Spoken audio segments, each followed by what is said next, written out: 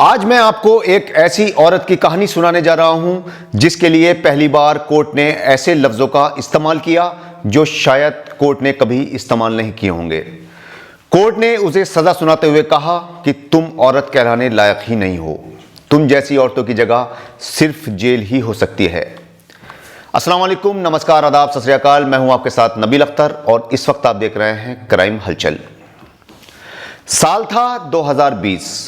Court लोगों से खचाखच भरा हुआ था और विटनेस बॉक्स में खड़ी हुई थी एक ऐसी औरत जो देह व्यापार की किंग मानी जाती थी और सेक्स रैकेट चलाने के लिए कुख्यात थी।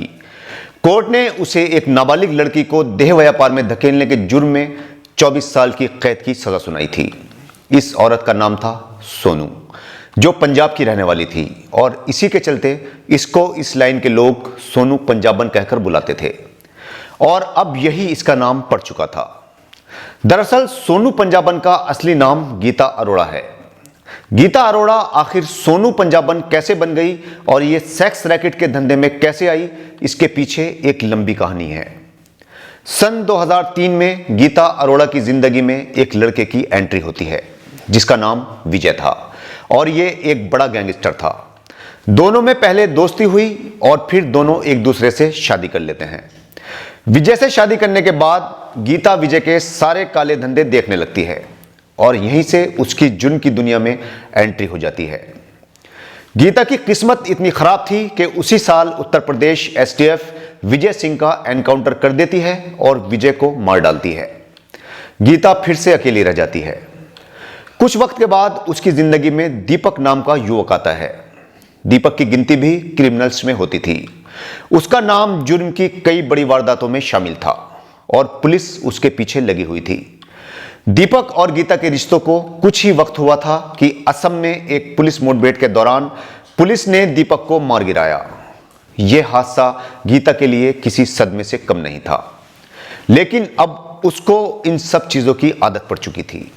अब उसका अफेयर दीपक के भाई और गैंगस्टर हेमंत सोनू के साथ शुरू हो जाता है और यहीं से गीता ने अपना नाम सोनू रख लिया।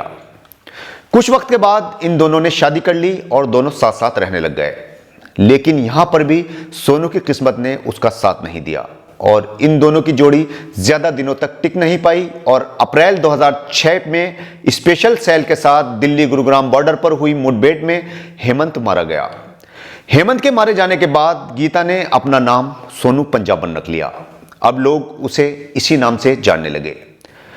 सोनू पंजाबन ने देह व्यापार का काम शुरू कर दिया और साल 2007 में पुलिस ने इसको देह व्यापार किए जाने के आरोप में गिरफ्तार कर लिया।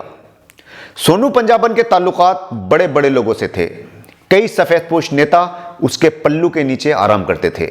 इसी के चलते उसने अपनी सोर्स का इस्तेमाल करते हुए कोर्ट से जमानत ले ली, लेकिन अगले ही साल यानी 2008 में पुलिस ने फिर से सोनू पंजाबन को सेक्स रैकेट चलाने के आरोप में गिरफ्तार कर लिया।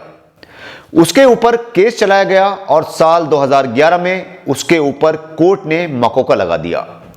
सोनू पंजाबन को लग्जरी लाइफ पसंद थी और वो मौज मस्ती की जिंदगी गुजारना चाहती थी। इसी के चलते उसने जुर्म की ये राह पकड़ी थी। उसके पास बहुत ही खूबसूरत खूबसूरत लड़कियों की पूरी लिस्ट हुआ करती थी जो उसके एक बार कहने पर कहीं भी जाने को तैयार हो जाती थीं। इनमें ज्यादातर वो लड़कियां होती थीं जो फिल्मी दुनिया से प्रभावित थीं और फिल्मी लाइन और मॉडलिंग में कामयाब होना चाहती थीं। इसी के चलते वो अपना घर बार छोड़कर बड़े शहरों का रुख करती थीं और नाकामयाब होने पर सोनू पंजाबन के चंगुल में फंस जाती थीं और वो उनका खूब इस्तेमाल करती थी। सोनू कई स्टेट्स में लड़कियां सप्लाई करती थी। इसके पास ऐसे ऐसे लोगों की बड़ी फौज थी जो लड़कियों को एक जगह से दूसरी जगह ले जाने और सुरक्षित वापस लाने का काम करते थे।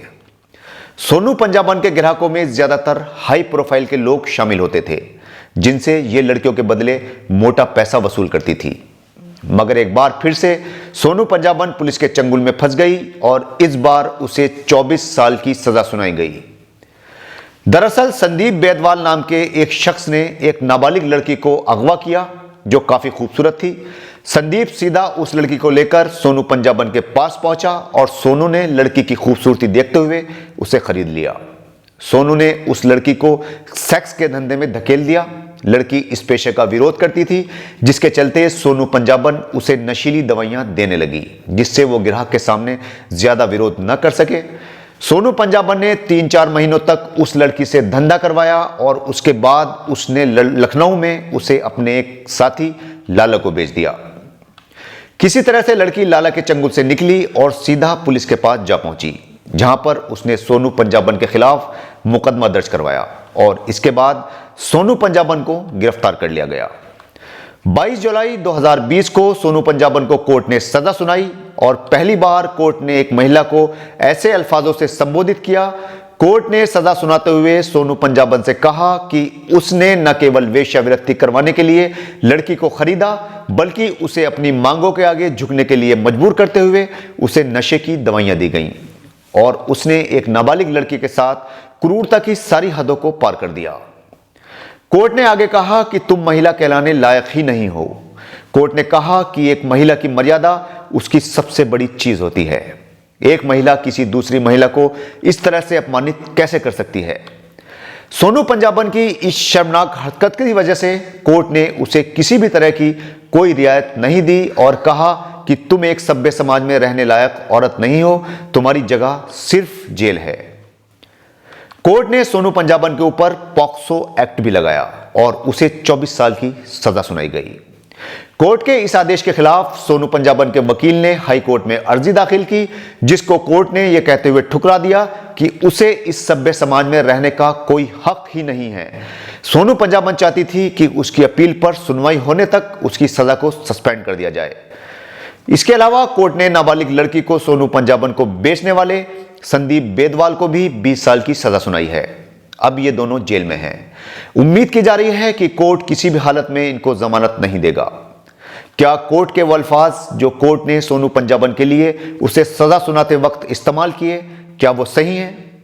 क्या सोनू पंजाबन को वाकई इस समाज के बीच रहने का कोई अधिकार नहीं है? आप हमें अपनी राय भेज सकते हैं।